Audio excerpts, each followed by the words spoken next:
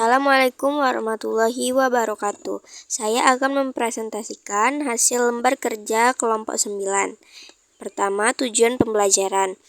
Tujuan pembelajarannya adalah untuk mengidentifikasi kandungan zat makanan, menjelaskan prinsip kerja reagen uji zat makanan, menyajikan data hasil pengujian komposisi zat makanan secara sistematis, menarik kesimpulan berdasarkan hasil percobaan secara logis dan ilmiah.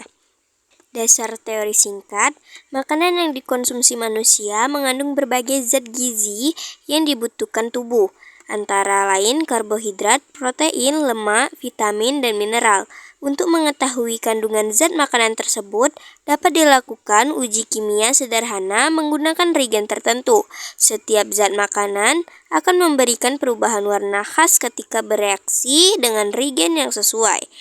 Percobaan ini bertujuan untuk mengenali jenis zat makanan yang terkandung dalam beberapa bahan pangan sehari-hari. Alat dan bahan: yang pertama, tabung reaksi, rak tabung reaksi, pipet tetes, gelas ukur, penjepit tabung reaksi, spiritus, larutan lugol, larutan benedik, larutan bioret, kertas buram, bahan makanan, dan aquades. Variabel percobaan: yang pertama, variabel bebas adalah jenis bahan makanan. Variabel terikat adalah perubahan warna atau hasil reaksi uji zat makanan. Variabel kontrol adalah volume sampel, volume reagen, dan waktu pemanasan. Langkah kerja: yang pertama, uji amilum atau karbohidrat. Haluskan sedikit bahan makanan dan tambahkan aquades secukupnya. Masukkan ekstrak bahan makanan ke dalam tabung reaksi. Teteskan 2-3 tetes larutan lugol atau Velling A atau B. Amati perubahan warna yang terjadi.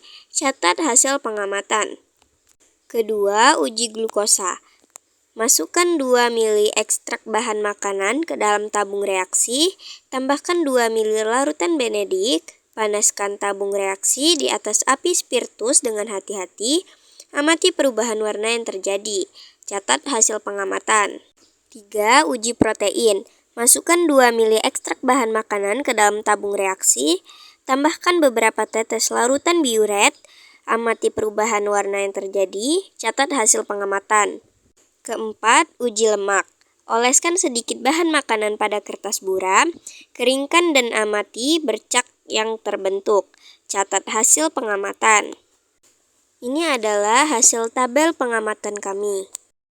Pertanyaan diskusi. Yang pertama, bahan makanan apa yang mengandung karbohidrat paling tinggi berdasarkan hasil percobaan? Jawaban, nasi dan kentang. Karena pada uji amilum menunjukkan perubahan warna biru hingga biru kehitaman yang menandakan kandungan amilum tinggi. 2. Mengapa larutan benedik perlu dipanaskan saat uji glukosa?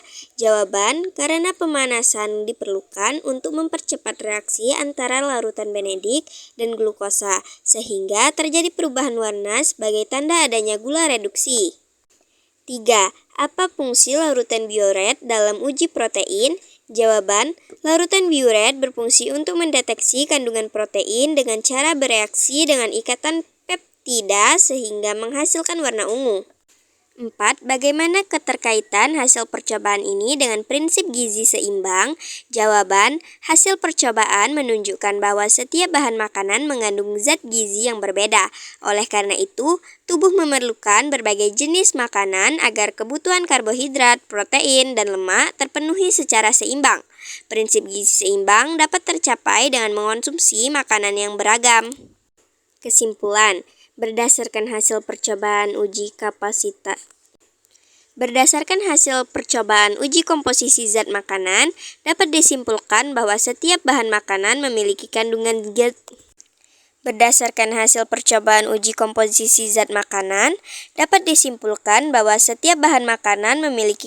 zat gizi yang berbeda-beda. Nasi, kentang, dan ubi mengandung karbohidrat. Hati ayam, tempe, dan telur mengandung protein. Sedangkan susu, keju, dan telur mengandung lemak. Uji zat makanan dapat digunakan untuk mengetahui kandungan gizi suatu bahan makanan melalui perubahan warna tertentu.